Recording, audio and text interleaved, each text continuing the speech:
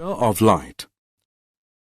To know how light reflects, refracts, diffracts, and many other aspects, we have to understand the nature of light by its theories.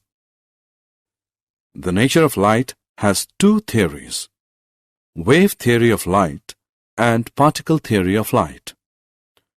Wave theory of light. Light consists of electromagnetic waves which do not require a material medium for its propagation. Its characteristics features are diffraction, interference, and polarization. Particle theory of light. Light is composed of particles which travel in a straight line at a very high speed. Its characteristic feature is reflection and refraction. Light exhibits the properties of both waves and particles. Light has dual nature.